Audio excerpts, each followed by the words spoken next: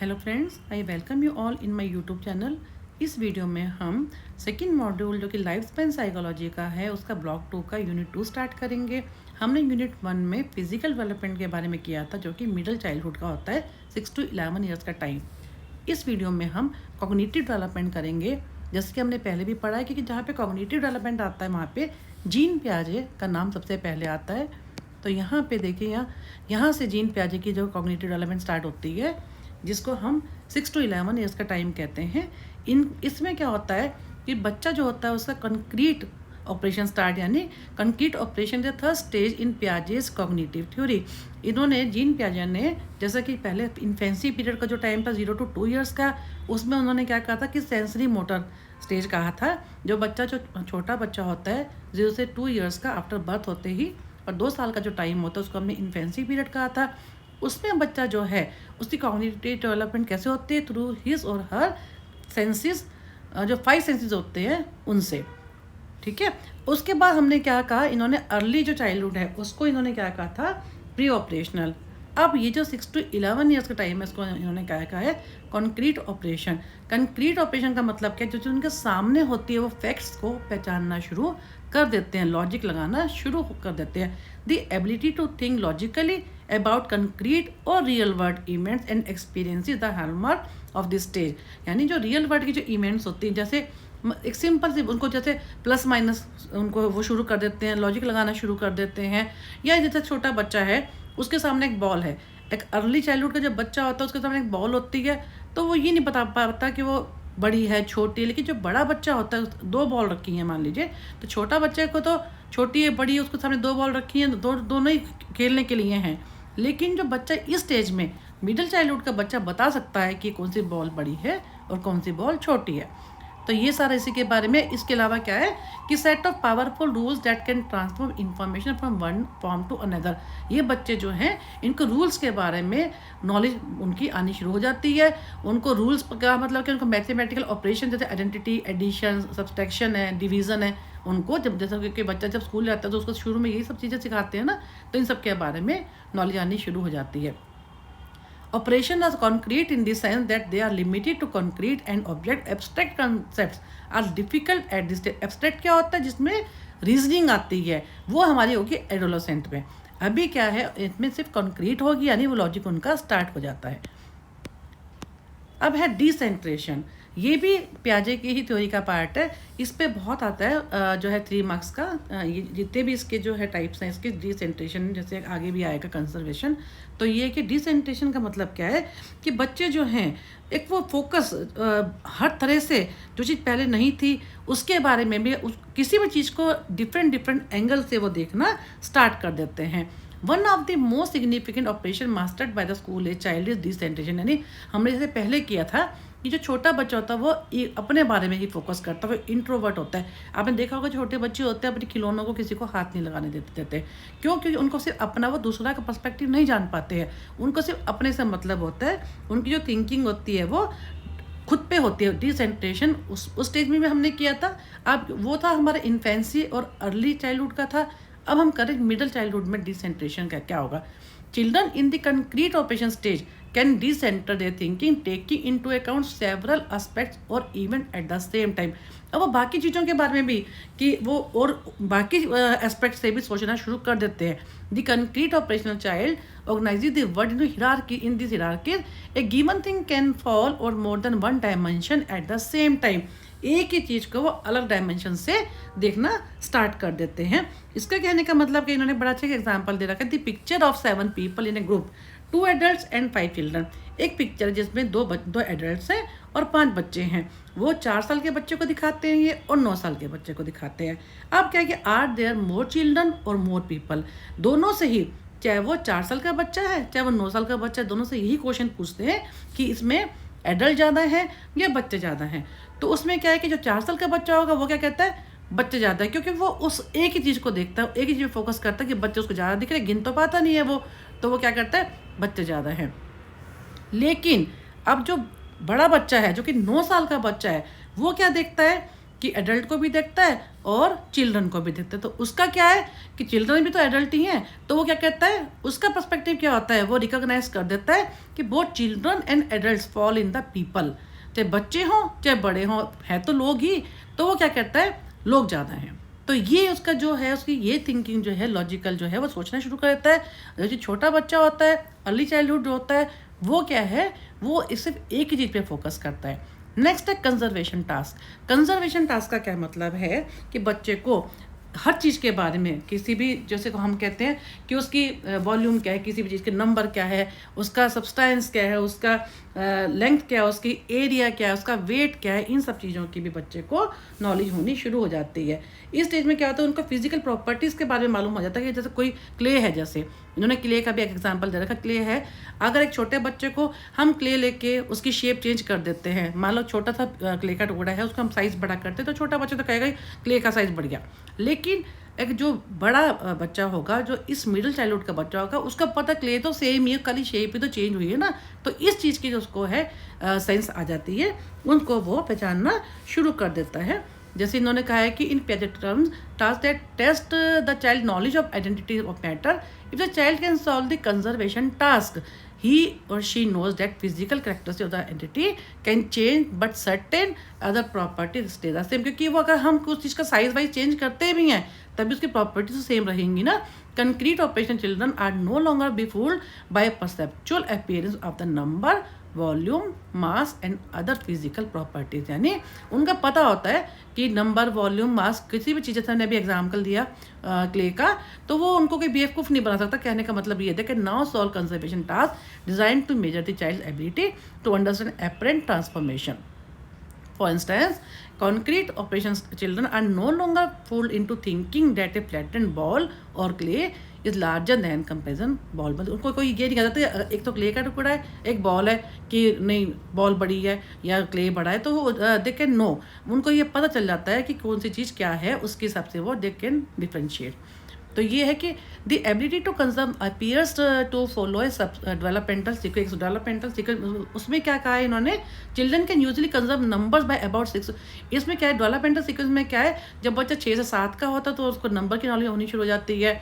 जब वो 7 से 8 में आता है तो मास एंड लेंथ के बारे में, वेट के बारे में 9 और 10 का, एंड वॉल्यूम सिंपल। ये इन्होंने गोल्ड R 1983 ने ये कहा है कि उन्होंने एज वाइज बताया कि जब बच्चा कैसे कैसे 6 to 7 में होता है तो उसको कैसे नॉलेज होती है नंबर्स की, फिर वो 7 to 8 में आता है तो लेंथ के बारे में, मास के बारे में, फिर वो जब 9 और 10 में आता है तो वेट के बारे में, और 14 और 15 में आता है तो वॉल्यूम के बारे में। अब इन्होंने कहा, इन हेल्डर एंड पियाजे ने call the developmental lag in conservation abilities horizontal decalage, या इन्होंने डिस्प्लेस। डिस्प्लेस का मतलब क्या है कि जो अर्लियर जो उनकी वो थी जो कॉग्निटिव स्किल थी वो डिस्प्लेस हो जाती हैं when children had mastered the concepts of identity, reversibility and reciprocity. तो ये इन्होंने कहा है कि they can conserve along any physical development, यानी कि पहले जो उनकी जो कॉग्निटिव स्किल्स थी, जो वो एक चीज़ पे फोकस करते थे और उनको कोई भी बेवकूफ़ बना सकता था साइज़ में, वॉल्यूम में, ठीक है, मास में, तो कहते हैं नाउ जो है उनकी मास्टरी हो जाती है, they are able to differentiate this term.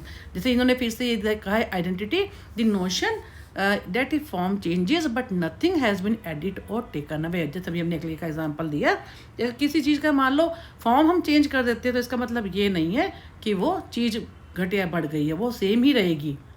Reversibility, अगर हम किसी चीज़ को रिवर्स कर दें, आगे पीछे कर दे, तब भी वो चीज़ वही रहेगी। ये नहीं है कि उसका अगर हम उसकी शेप चेंज कर देते हैं तो उसके कुछ फ़र्क आएगा उसके अंदर।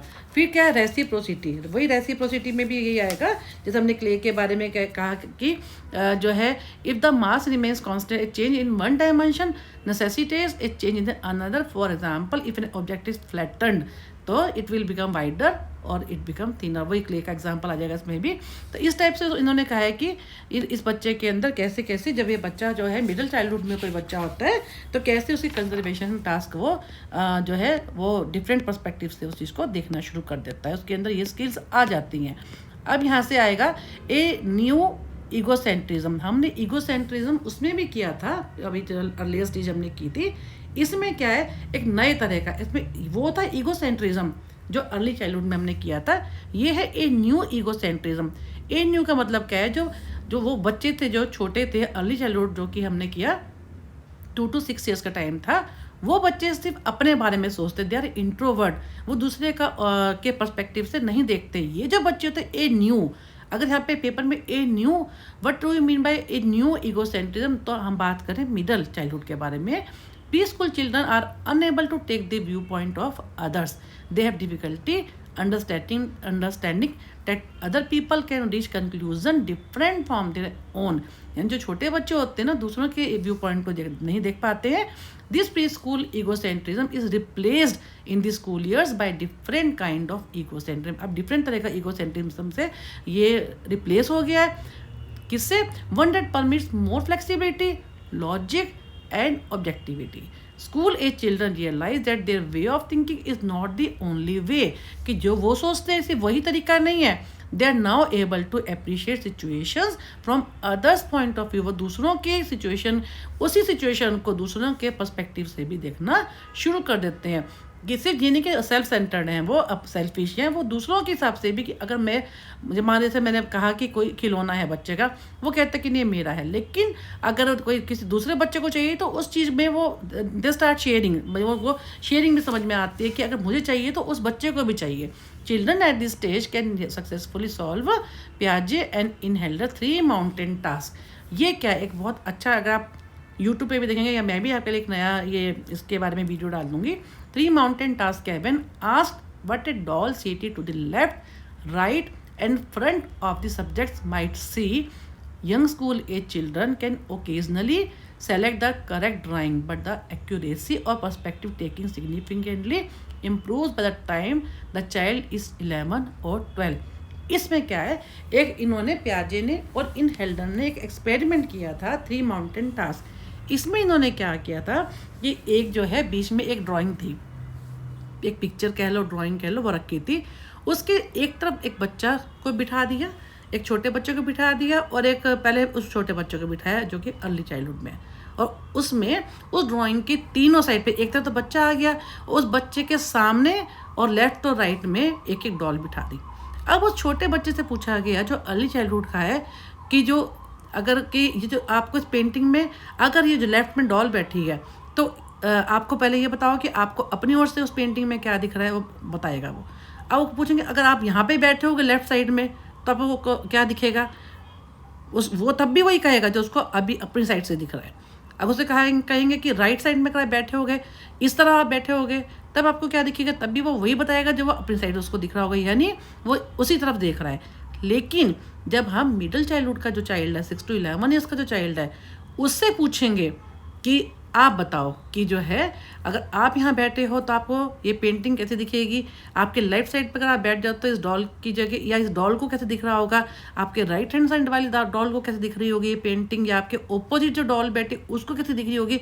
तो आप वो उसमें क्या देखा गया है, उन्होंने अपने एक्सपेरिमेंट में क्या देखा कि जो है उस बच्चे ने 11 और 12 वाला जो बच्चा था उसने एकदम एक्यूरेटली बताया, क्योंकि उसने उसकी जो है एक्यूरेसी जो बढ़ गई, उसने करेक्ट ड्राइंग बताई कि भाई अगर मुझे तो दिख रहा है तो अगर मैं लेफ्ट में, राइट में या ओपोजिट जो डॉल है उनको कैसा दिख रहा होगा। तो इसमें यही कहा है कि एक्यूरेसी और perspective taking significantly improve by the time the child is 11 और 12। But when they have formed this hypothesis about how और why things work, they tend to force contradictory facts into the hypothesis rather than changing the hypothesis to fit the। इन्होंने यही कहा था कि उन्होंने अपने experiment में कहा कि कैसे जो है बच्चा जो है अगर जैसे जो अर्ली चाइल्डहुड का बच्चा होता है वो कैसे इस चीज़ के अपने किस जो है पर्सपेक्टिव से देखता है, जबकि जो मिडिल चाइल्डहुड का जो चाइल्ड होता है वो उस चीज़ को कैसे देखता है। उसमें एक वो दूसरों के तरीके से भी, अगर मैं यहाँ बैठा हूँ तो अगर मैं लेफ्ट में जहाँ मेरे यहाँ पे डॉल बैठी है उसको कैसे दिख रहा होगा, यानी दूसरों के पर्सपेक्टिव को भी वो देखना शुरू कर देता है। Next come to logical reasoning. ये हमने अभी किया ही है कि जो स्कूल एज चिल्ड्रन होते हैं 6 to 11 ईयर्स के, वो क्या करते हैं, उनकी लॉजिकल रीजनिंग स्टार्ट हो जाती है। जो उनके सामने रियल जो होता है उसको देखते हैं, रियल वर्ड को देखते हैं, और जो है एडिशन, सब्ट्रैक्शन, डिवीज़न, ये सब उनका अच्छे से वो करना, मल्टीप्लिकेशन है। इवन आजकल तो बच्चे अबैकस वगैरह बड़े अच्छे से करते हैं, सब लॉजिकली तो है। अब इसमें कोई चीज़ अच्छी लिखी है कि इंडक्शन इन्वॉल्व्स। इसमें क्या होता है, इंडक्टिव रीजनिंग स्टार्ट होती है। इंडक्टिव का मतलब कि induction involve reasoning from a specific observation to a general principle, यानी एक स्पेसिफिक के बेस पे वो जनरल प्रिंसिपल पे पहुंच जाते हैं। Children must apply this reasoning when they learn rules and operation, कि अगर वो कैसे वो स्पेसिफिक रीजनिंग को वो जनरलाइज कर लेते हैं, उसके ऊपर जो है जनरलाइज कर लेते हैं कि कुछ चीज़ों को आप कैसे सब पे लागू कर देते हैं, वो उसके बारे में दे रखा है। जैसे हम एक वैसे एक एग्जांपल लेते हैं कि मान लीजिए हमें जो है एक छोटा बच्चा है, वो कैसे उसको करेगा। मान लो घर से बाहर निकलता है और वो देखता है जहाँ पे देख लेता है कि वो ट्रैफिक है, स्कूल के रास्ते में ट्रैफिक है। अब वो क्या है कि वो इसमें क्या होता है, इनकी ये एबिलिटी हो जाती है कि अगर मेरे घर के रास्ते में, स्कूल से घर के रास्ते में अगर ट्रैफिक है, तो इसका मतलब जो उसका फ्रेंड है वो किसी दूसरी जगह रहता होगा या उसके घर के आगे पीछे कहीं रहता होगा, तो वो सोचेगा कि अगर मेरे घर से और मेरे स्कूल के रास्ते में अगर ट्रैफिक है तो इट मीन्स उसके भी रास्ते में ट्रैफिक होगा। नहीं, जनरलाइज होंगे ना, स्पेसिफिक इंफॉर्मेशन जो स्पेसिफिक ऑब्जर्वेशन उसको जनरलाइज कर देना से वो सीख जाते हैं कि अगर मेरे रास्ते में ट्रैफिक है और जो दूसरा उसका जो फ्रेंड है वो भी उसके घर के पास ही रहता है, तो इट मीन उसको भी रास्ते में ट्रैफिक मिलेगा। तो इसका मतलब ये कि children must apply this reasoning when they learn rules and operation on interpersonal level. This reasoning forms the foundation of empathy. जैसे हमने भी कहा ना कि अगर उसके स्कूल उसने देखा कि जब उसके रास्ते में ट्रैफिक है तो उस बच्चे के एंगल से भी वो देखना शुरू कर देता है, उनमें एम्पैथी की भी फीलिंग आ जाती है। What is empathy? This difference between sympathy and empathy. जैसे मैंने पहले भी आपको अर्लियर वीडियो में कहा था, सिंपैथी क्या होता है, अगर कोई तकलीफ़ में है तो हम उसकी हेल्प करें, सिंपल कि भाई तकलीफ़ है, तुम्हें आराम की ज़रूरत है, ठीक है ना, जैसा भी। एम्पैथी में क्या होता है, putting your self into others shoes, जो तकलीफ़ में होता है ये महसूस करें कि अगर वो ऐसी हालत में, अगर मैं उसकी जगह हूँ तो मेरे साथ क्या हो, अपने आप को एग्जैक्ट उसी कंडीशन में, उसी सिचुएशन में डाल के उस चीज़ का फील करना, वो होता है एम्पैथी। तो वही between third and fifth grade great advances are made in the ability of the child to understand if then, ऐसा होगा तब क्या होगा। Additional improvement in reasoning skill occurs between the 8th grade and college. ये बस कहने का मतलब यही है कि कैसे कैसे जो है उसकी लॉजिकल रीजनिंग जो है बढ़नी शुरू हो जाती है। तो यहाँ पे ये पियाजे की थ्योरी ख़त्म होती है। हम नेक्स्ट वीडियो में कंसेप्ट फॉर्मेशन से स्टार्ट करेंगे। Thank you.